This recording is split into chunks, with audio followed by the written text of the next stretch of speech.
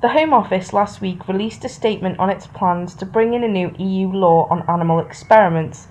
The plans, such as maintaining larger minimum cage sizes than strictly necessary, have been heralded by some as good news. The overall picture, however, is very different. The Home Office proposes for the first time to allow stray pets to be caught and used for experiments for environmental or scientific reasons. This was despite unanimous submissions by animal welfare groups supported by many research establishments that the change was both unnecessary and unwelcome. No proposals are made for ensuring that an attempt be made to rehome lost pets rather than subject them to laboratory testing. Furthermore, by refusing to ban particular experiments, the government is content that grim procedures, which would be more at home in a chamber of horrors than a civilized country, may continue to be allowed.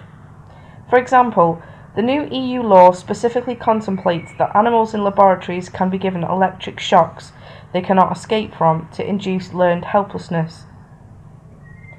Highly social animals such as dogs and primates can be locked in complete isolation for prolonged periods. Organ transplantation, where organ rejection is likely to lead to severe distress or impairment of the general condition of the animals, is allowed, as are all manners of poisoning tests and surgery leading to severe pain or distress and forced swim or exercise tests with exhaustion. The consultation heard not only from animal protection groups but also researchers that there should be a list of experiments that would never be sanctioned, but the government has refused to rule anything out. Thousands of animal experiments for trivial purposes will continue.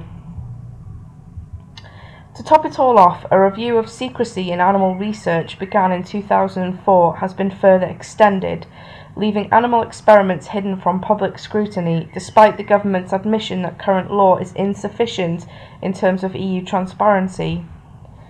As taxpayers, we have a right to know what goes on in our names behind the closed doors of our laboratories, with due regard being paid naturally to personal and confidential information. As things stand, we risk lagging behind other European countries in maintaining our obsessive secrecy. Most respondents, including the animal research industry, favoured amending or repealing the clause that allows researchers to hide information about animal experiments from the Freedom of Information requests. The government claims to have been reviewing this clause for the last 8 years, but still refuses to come to a decision. What does it have to hide?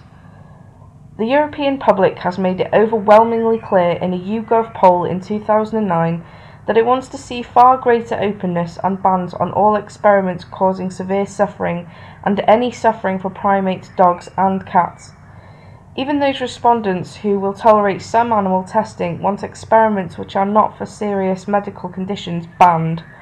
Once again, the government is intent on disregarding public opinion, but at this late hour it is not too late for the government to bring the animal research industry into line with public opinion.